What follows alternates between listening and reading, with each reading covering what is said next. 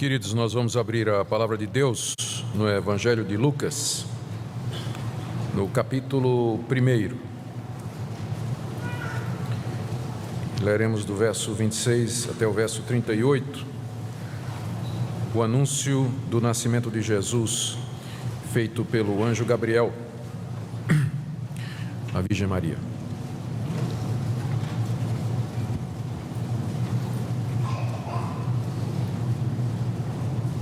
Lucas capítulo 1, de 26 a 38. No 6º mês, foi o anjo Gabriel enviado da parte de Deus para uma cidade da Galileia chamada Nazaré, a uma virgem desposada com certo homem da casa de Davi, cujo nome era José. A virgem chamava-se Maria. E entrando o anjo onde ela estava, disse: Alegra-te, muito favorecida, o Senhor é contigo. Ela, porém, ao ouvir esta palavra, perturbou-se muito e pôs-se a pensar no que significaria esta saudação. Mas o anjo lhe disse: Maria, não temas, porque achaste graça diante de Deus. Eis que conceberás e darás à luz a um filho, a quem chamarás pelo nome de Jesus. Este será grande e será chamado Filho do Altíssimo. Deus, o Senhor, lhe dará o trono de Davi, seu pai. Ele reinará para sempre sobre a casa de Jacó, e o seu reinado não terá fim. Então disse Maria ao anjo: Como será isso? Pois não tenho relação com homem algum. Respondeu-lhe o anjo: Descerá sobre ti o Espírito Santo, e o poder do Altíssimo te envolverá com a sua sombra. Por isso também o ente santo que há de nascer será chamado Filho de Deus. E Isabel, tua parenta, igualmente, concebeu um filho na sua velhice, sendo este já o 6º mês para aquela que diziam ser estéril. Porque para Deus não haverá impossíveis em todas as suas promessas. Então disse Maria: Aqui está a serva do Senhor, que se cumpra em mim conforme a tua palavra. E o anjo se ausentou dela. Vamos orar, vamos pedir que o nosso Deus ilumine os nossos corações e o nosso entendimento na compreensão da sua palavra.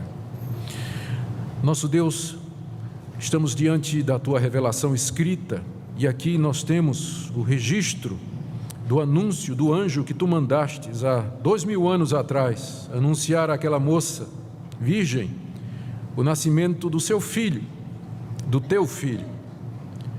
Pedimos, nosso Pai, que nos ajudes a entender esse relato, o que ele nos diz acerca de Jesus, nosso Salvador, de tal forma que ele seja honrado e glorificado nessa noite, em que pessoas irão professar o seu nome, em que nós iremos comer o pão, beber o vinho no nome dele, e também nessa época em que celebramos o seu nascimento, de que ele receba toda a honra e toda a glória na exposição da tua palavra.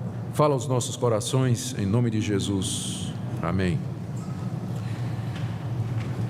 Queridos, nós temos aqui o relato do envio da parte de Deus do anjo Gabriel para anunciar a Maria que ela teria um filho. Está aí nos versos 26 a 29. Maria era uma jovem judia, virgem, que havia sido prometida oficialmente a José, um carpinteiro que era descendente do rei Davi. Moravam ambos em Nazaré da Galileia, uma região que fica ao norte da Palestina, uma região não muito conhecida ou admirada pelos judeus que moravam na Judeia, lá na capital. Lucas nos diz aqui que o anjo enviado por Deus anunciou que Maria haveria de conceber do Espírito Santo e que seu filho seria o Messias esperado, o Rei de Israel, Filho de Deus. Isso aí nós temos dos versos 30 a 37. E Lucas depois nos diz que Maria, mesmo tendo ficado surpresa, atemorizada e curiosa, como é que isso vai acontecer, já que ela não tinha relação com homem nenhum, então ela se submete à vontade de Deus. É o último versículo, verso 38. O objetivo de Lucas, quando narrou essa história, a qual ele só teve acesso porque certamente Maria contou Maria deve ter sido a fonte primária para este relato. O objetivo de Lucas é descrever tudo detalhadamente depois de uma investigação que ele fez para Teófilo, a quem ele dedica o seu evangelho. Está aí no capítulo 1, de 1 a 4. Ele diz: Teófilo, me pareceu bem, depois de acurada investigação, desde a sua origem, te dar por escrito uma exposição em ordem. Ou seja, Lucas tinha como propósito, ao registrar o anúncio do anjo, mostrar a origem do evangelho, como tudo começou. Meu objetivo hoje à noite é destacar aquilo que o anjo Gabriel disse a respeito do filho de Maria. Em outras palavras, quem é Jesus Cristo? De acordo com o que foi dito aqui. Há outros pontos na passagem que eu gostaria de falar, mas não nessa ocasião. Por exemplo, explicar o que é que significa muito favorecido ou cheia de graça. Porque muita gente pega essa passagem para se referir a Maria, talvez de uma maneira que ela própria nem aceitaria. O que é que significa que ela era cheia de graça? Ou então a palavra dela no final, no verso 38, aqui está: serva do Senhor, que se cumpra em mim a sua vontade. A disposição dela de obedecer a Deus, mesmo quando não compreendia perfeitamente, isso tudo já daria outra mensagem em si. Mas o meu alvo nessa noite é focar naquilo que o anjo disse a respeito de Jesus, por 3 motivos. Época de Natal, nós vamos celebrar a ceia, e hoje à noite alguns irmãos vão professar a fé em Cristo Jesus. O que então o anjo Gabriel nos ensina a respeito de Jesus? Primeira coisa é que ele seria um ser humano como nós. Verso 31, ele disse assim para Maria: tu conceberás e darás à luz um filho. Jesus Cristo nasceu pelo modo como todos os homens nascem, todas as pessoas nascem, pelo modo em que cada um de nós, membro da raça humana, veio ao mundo. Ele foi concebido de uma mulher e nasceu de parto natural, ou seja, ele era uma pessoa, como você e como eu. Ele era perfeitamente homem. Ele tinha um corpo humano, verdadeiramente humano, e um espírito / alma humanos. O espírito racional tinha uma personalidade, era uma pessoa. Esse ponto é importante porque nos primeiros anos da cristandade, na verdade nos primeiros séculos, houve quem pensasse que Jesus, porque era também Deus, não tinha um corpo humano verdadeiro. Ele tinha apenas uma aparência de ser humano, uma aparência de gente. Mas na verdade, se você colocasse a mão no corpo de Jesus, haveria de atravessar como um holograma, como uma projeção. Ele não tinha um corpo real. Muita gente pensava assim. Mas não há dúvida aqui de que o anjo está dizendo de que aquele que ia nascer de Maria seria uma pessoa, um ser como nós. Segunda coisa que o anjo nos ensina a respeito de Jesus é que a sua missão seria salvar pecadores da culpa e da condenação do pecado. Está ainda no verso 31, depois de dizer que Maria haveria de engravidar e dar à luz um filho, o anjo acrescenta que ela deveria chamá-lo pelo nome de Jesus.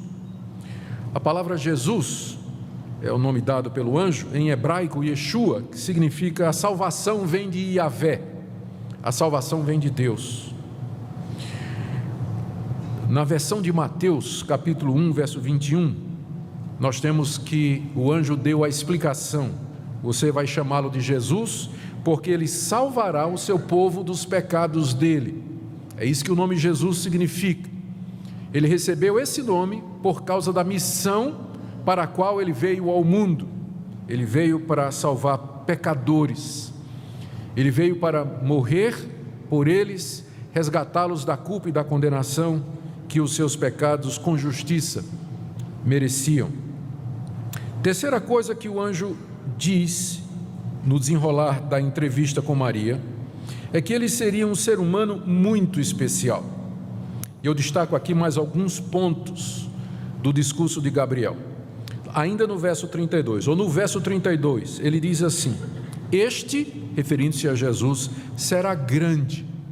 Ou seja, ele não seria um ser humano normal, no sentido comum, no sentido de sem destaque qualquer, mas ele seria grande. Seria uma pessoa grande, grande em honra, em glória, em nome, em majestade, em todos os atributos que um ser humano pode ter. Seria diferente nesse sentido. Segundo, ele teria uma relação especial com Deus. Ainda no verso 32, ele será chamado Filho do Altíssimo. Não no sentido em que os demais são filhos de Deus, mas num sentido muito especial, aquele filho de Maria seria o Filho do Altíssimo. O Altíssimo é o Criador dos céus e da terra. Ele aqui é designado pelo nome que aponta para a sua excelência.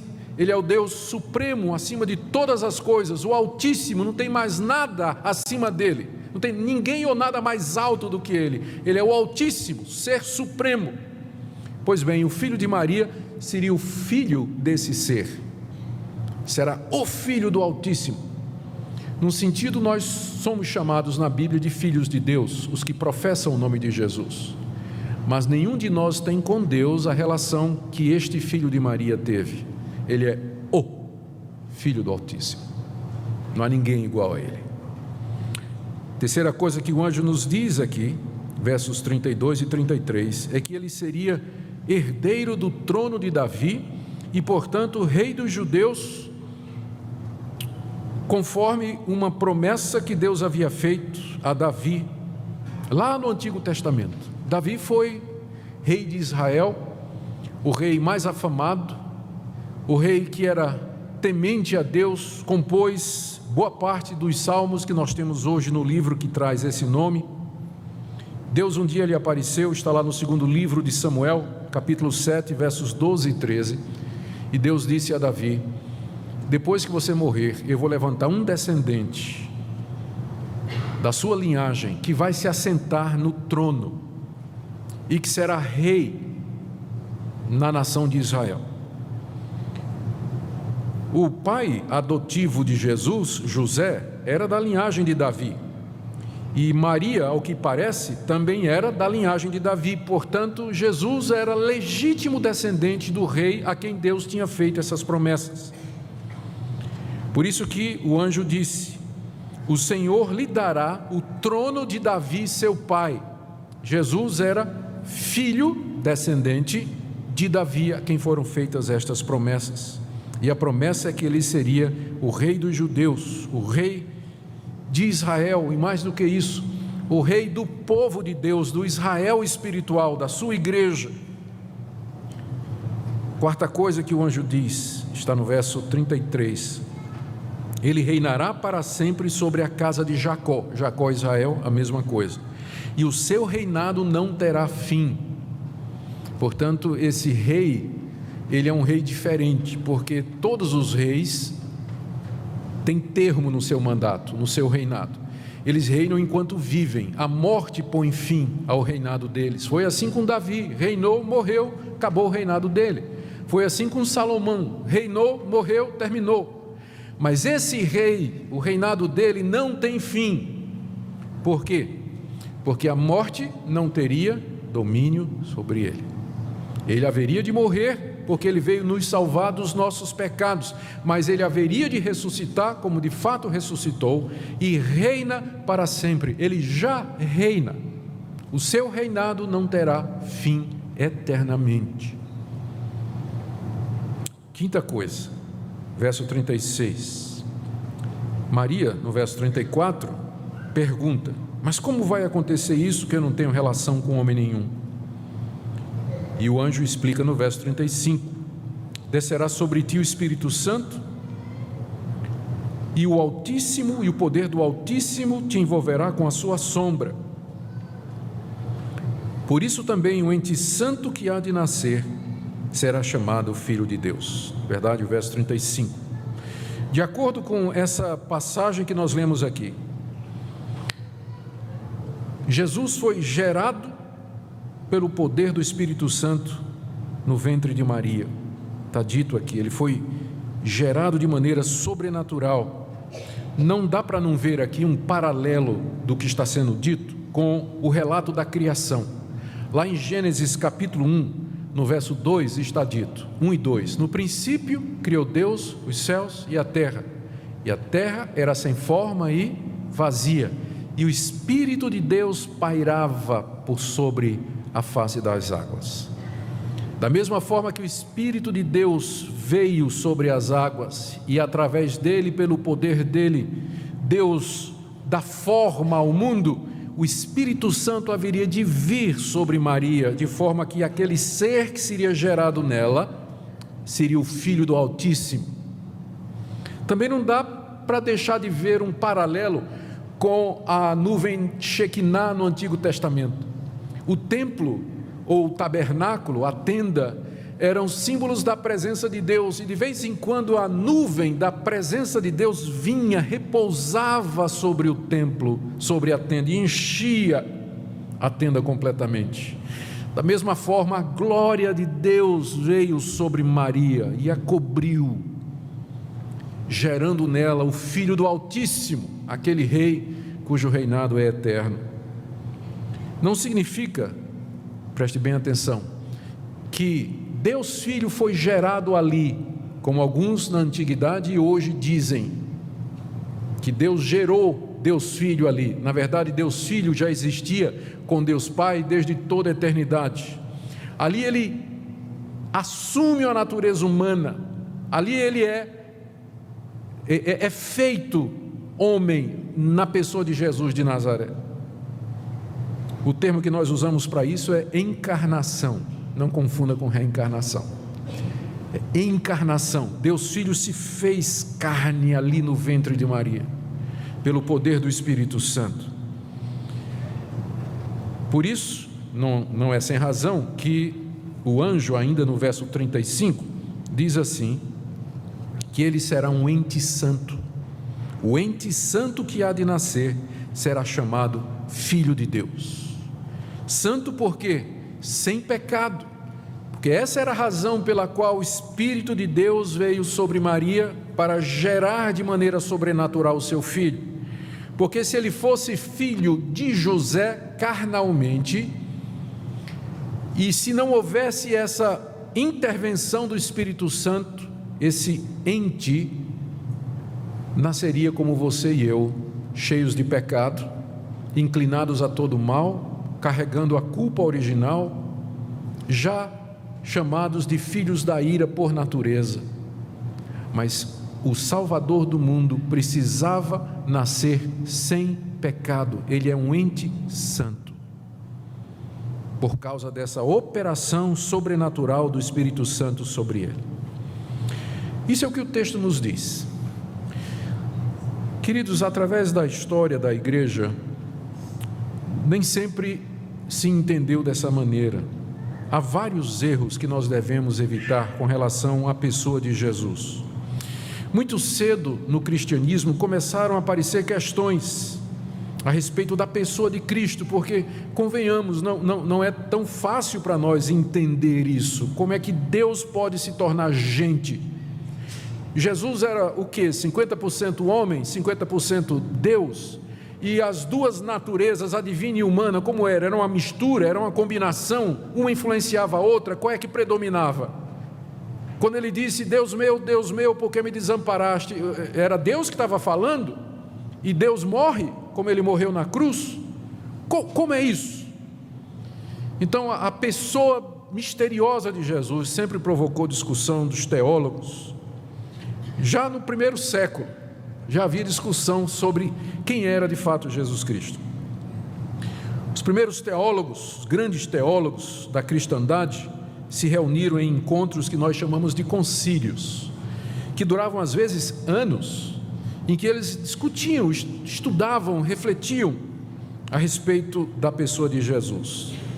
Depois de muitos debates, finalmente a posição da igreja cristã se consolidou num concílio que aconteceu na cidade de Calcedônia em 451. E essa posição que a igreja tomou em 451 é a posição que nós temos hoje. Por isso que nós dizemos que nós somos do cristianismo histórico, porque nós permanecemos nessa conclusão que os primeiros grandes teólogos cristãos chegaram a respeito de Jesus.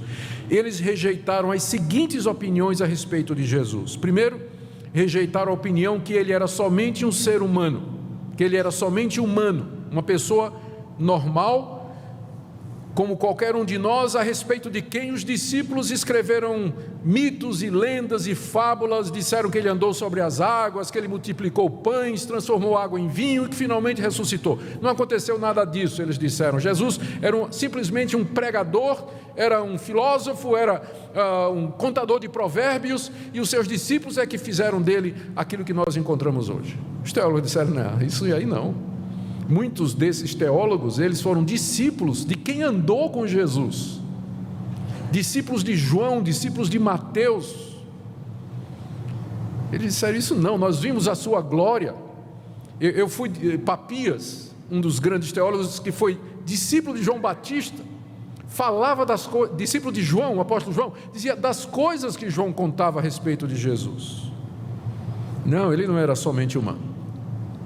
Mas os teólogos também, eles disseram, ele também não era somente divino, porque tinha um outro grupo já no século I, final do século I, início do século II, chamado de gnósticos, que diziam que se Deus é espírito, como é que ele pode se misturar com a carne, que é uma realidade inferior? Deus não pode se misturar ou se fazer carne, isso vai contra a própria natureza de Deus. Mas os teólogos disseram, não, ele também é Deus, ele é verdadeiro Deus, nós não podemos negar isso. Eles também negaram que essas duas naturezas, a divina e a humana, elas fizeram uma mistura entre elas e deu esse ser estranho.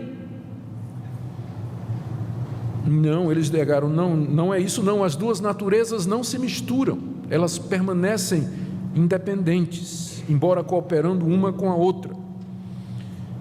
Negaram que havia duas pessoas dentro dele. Tinha especialmente um cidadão chamado Cerinto, no século II, que disse o seguinte: havia o homem Jesus, e na hora do batismo dele por João Batista no Rio Jordão, o Cristo veio sobre o Jesus. Eram duas pessoas diferentes. O Jesus era humano, o Cristo era divino. O Cristo veio sobre Jesus na forma de uma pomba. E ele viveu 3 anos, o Cristo e Jesus juntos. Na hora de morrer, o Cristo voltou para o céu, por isso que o Jesus gritou, Deus meu, por que me abandonaste? E os teólogos cristãos disseram, não, as duas naturezas, elas não formam duas pessoas, é uma pessoa só, a divina e a humana, que coexistem juntas, formando a pessoa única do Filho de Deus. O que eles afirmaram naquela época, e que hoje é a compreensão do cristianismo histórico e reformado, como é o pensamento dessa igreja. Primeiro, que Jesus Cristo é perfeitamente Deus e perfeitamente homem. Não é 50% um e 50% o outro, é 100% um e 100% o outro. Esse é um dos mistérios que a Bíblia nos apresenta. Mas, gente, presta bem atenção. Se a gente pudesse compreender Deus, ele não seria Deus, ele é o Altíssimo, ele é o Altíssimo. Nós não podemos compreender nem a Trindade, quanto mais a encarnação de Deus numa pessoa, sendo verdadeiro Deus e verdadeiro homem, ao mesmo tempo, sem mistura, formando uma única pessoa. Nós recebemos esse mistério por assim, sem compreender racionalmente, plenamente, porque a Bíblia não explica, mas a Bíblia afirma essas duas coisas, a sua divindade e a sua humanidade. E nós recebemos isso em fé, dizendo, Deus, se é isso que a tua palavra nos diz, não é porque os teólogos de Calcedônia em 451 afirmaram, mas se é isso que tua palavra nos diz, nós queremos recebê-la pela fé. Eles disseram que Deus Filho existia desde a eternidade. Hoje há uma seita, ou várias seitas, que dizem que Deus Filho foi gerado lá no ventre de Maria. o que seria uma heresia. Deus não é gerado. E também nós precisamos ter cuidado com aquela declaração, Maria, mãe de Deus, porque dá a impressão de que ela gerou Deus naquele momento. Só que Deus não é gerado, Deus existe eternamente. Ela é mãe da natureza humana de Jesus Cristo, não de Deus, porque Deus subsiste por toda a eternidade. Os teólogos afirmaram, e nós com eles, que é uma só pessoa, embora duas naturezas distintas, não misturadas, imutáveis e indivisíveis. É um só e mesmo Filho unigênito, Deus Verbo, Jesus Cristo Senhor, que morreu, ressuscitou dos mortos e vive para sempre como Deus homem. Eles insistiram que essas duas naturezas são inseparáveis, porque depois da ressurreição, Cristo continuou com as duas naturezas. Ele hoje tem as duas naturezas. Ele está sentado à direita de Deus e isso é bom para nós. Sabe por quê? Porque nós temos um representante sentado à direita de Deus.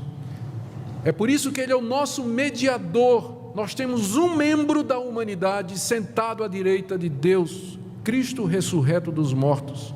E ele intercede por nós, ele entende o nosso sofrimento, porque ele se tornou um de nós. Por isso ele pode interceder por nós. Por isso nós podemos chegar a Deus através dele. Ele permanece Deus homem eternamente. É isso que nós cremos a respeito de Jesus Cristo. E aqui está o ponto de toque entre o que nós consideramos o cristianismo e uma seita. Seita é qualquer religião, qualquer movimento que, mesmo se dizendo cristã ou usando o nome de Jesus, nega ou a humanidade de Jesus, ou a sua divindade, ou a sua pessoa única, ou a sua morte pelos nossos pecados, ou a sua ressurreição de entre os mortos. Negou isso, para nós não é cristão, ainda que use o rótulo, ainda que use a linguagem. Cristão é quem professa aquilo que a Escritura nos diz a respeito de Jesus, a respeito de Jesus Cristo. Deixe-me ainda explorar mais um ponto, antes de terminar. Por que a importância dele ser humano? Se a questão era salvação, por que Deus teve que mandar um ser humano? Nós damos as seguintes respostas para isso. Primeiro, porque Deus precisava cumprir as promessas que ele fez ao seu povo, lá no Antigo Testamento. Lá no livro de Gênesis, capítulo 3, verso 15, já está escrito que viria um descendente da mulher que esmagaria a cabeça da serpente. Portanto, ele tinha que ser homem, se era descendente da mulher. Deus disse ao judeu Abraão que um descendente dele viria para abençoar todas as nações da terra. Tinha que ser homem, porque era descendente de Abraão. Deus prometeu a Davi, conforme nós já vimos, que um descendente seu se assentaria no trono de Israel para todo sempre. Portanto, tinha que ser homem. Quem é que trouxe o pecado ao mundo? O primeiro homem, Adão, não é verdade? Foi ele que desobedeceu a Deus com sua mulher e introduziu o pecado no mundo. Qual é a maneira então de Deus vencer o pecado? Mandar um segundo Adão, o último homem, para fazer certo o que o primeiro fez errado. Por isso ele tinha que ser homem, porque quem cometeu o primeiro erro foi um de nós. Então tinha que ser um de nós para fazer a coisa certa. E tinha que ser um representante nosso, para carregar a culpa dos pecados sobre si e morrer de verdade na cruz por esses pecados. Um anjo não podia fazer isso, um ser celestial não poderia fazer isso. Animais como cordeiros, cabras e bodes, pombos que eram sacrificados no Antigo Testamento não podiam fazer isso. Tinha que ser um homem, como você e como eu, uma pessoa do gênero humano, para que pudesse naquela cruz levar sobre si a culpa da humanidade que ele representa e representava. Por isso tinha que ser homem, mas também ele tinha que ser Deus, porque ele precisava cumprir plenamente as exigências da lei de Deus. Ele tinha que cumprir tudo o que Deus disse, fazer certo o que Adão fez errado. Tinha que ser Deus. Tinha que ser Deus porque para que a sua morte pudesse valer alguma coisa em favor de outros. Porque imagine o seguinte: se ele fosse só homem, quando ele morresse na cruz, ele estava pagando pela culpa dele, pelo pecado dele. Mas sendo Deus, ao morrer na cruz, a sua morte tem valor infinito. E portanto pode ser aplicada a outros seres humanos. E é por isso que você pode, por causa da morte dele, receber o perdão de pecados. Porque se fosse só homem, não tinha como transferir. Ele só estava pagando a dívida dele quando morresse. Mas porque é Deus homem, a sua morte permite que Deus aplique os méritos obtidos com ela para pecadores como nós. Ele tinha que ser Deus para que ele pudesse ressuscitar e viver eternamente como intercessor e mediador. É por isso que nós insistimos: verdadeiro Deus e verdadeiro homem. Terminando, queridos, qual a atitude que a Bíblia requer de todos para com ele? Se o filho de Maria, cujo nascimento nós celebramos no mês de dezembro, é isso que a Bíblia diz que ele é, se ele é vero Deus e vero homem, qual a atitude então para a qual nós somos desafiados nessa noite diante dele? Primeiro, a Bíblia requer de nós que nós creiamos nele, que ele é Deus encarnado, nascido de uma virgem de forma miraculosa.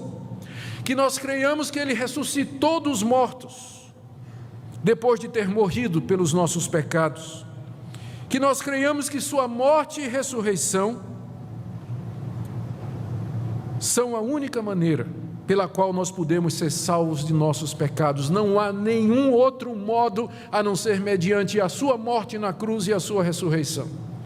Somente assim Deus perdoa pecadores. A Bíblia quer que nós creiamos nisso. A Bíblia nos ensina que nós nos arrependamos dos nossos pecados, que foram a causa dele vir ao mundo, e que nós vivamos de acordo com aquilo que ele nos ensinou. A Bíblia também nos diz que nós devemos amar a Jesus Cristo de todo o coração e segui-lo como nosso mestre e Senhor aqui nessa vida. A Bíblia também diz que nós temos que adorá-lo como Deus e dar a ele o primeiro lugar em nossa vida, que nós nos dirijamos a ele em oração, que nós o sirvamos aqui e que falemos dele a todos ao nosso redor. É isso que significa ser cristão, e nada menos do que isso, e nada diferente disso. Eu quero fazer uma aplicação nessa noite. Então, primeiro, aqueles que já estão aqui, que estão aqui nessa noite e que já se professam cristãos, que já dizem que são cristãos, já foram batizados no nome de Jesus, já professaram o nome de Jesus. A minha pergunta é: qual é o lugar de Jesus Cristo na sua vida? Se ele é o que ele diz que é, ele tem o primeiro lugar na sua vida? Você o serve, o adora, o ama? Você se dirige a ele, tem comunhão com ele diariamente? Você lê nesse livro sobre ele para aprender mais e mais sobre a sua pessoa? Porque senão a sua profissão é vazia, seu batismo não vale nada. Se você aqui não o segue, não o ama e não vive para a glória dele. Talvez aqui nessa noite nós tenhamos amigos que ainda não se decidiram a respeito de Jesus. Eu quero lhe dizer nessa noite, com a autoridade do Evangelho, que Deus o confronta nessa noite com essa verdade que você está ouvindo. Diante de você está colocado Jesus Cristo, o Filho de Deus, Salvador, que morreu na cruz pelos seus pecados. E Deus o chama nessa noite para que você se arrependa desses pecados e receba Jesus como único e suficiente Salvador da sua alma. Teremos aqui também nessa noite vários irmãos que irão professar publicamente o nome de Jesus e ser batizados no nome dele. Que não seja uma cerimônia vazia e formal, mas que seja uma expressão verdadeira do coração de vocês. E que isso que vocês vão fazer hoje à noite seja o resultado de um coração que crê, uma boca que confessa como fruto de um coração que crê em Jesus, o Filho de Deus. E logo depois nós vamos participar da ceia do Senhor. Nós vamos comer o pão, vamos tomar o cálice, e nós faremos isso em memória dele, daquela noite em que ele foi traído, em seguida foi julgado, torturado, crucificado e morto. O pão simbolizando o seu corpo e o cálice, o seu sangue. Não vai fazer sentido nenhum você participar se no seu coração você não crê que Jesus é o verdadeiro e único Filho de Deus, Salvador do mundo, morto e ressurreto, que reinará para todo sempre. Que todos nós nessa noite nos curvemos diante de Cristo, o Rei, e nós o adoremos para todo sempre, para a glória dele e para a alegria do seu povo. Amém. Oremos.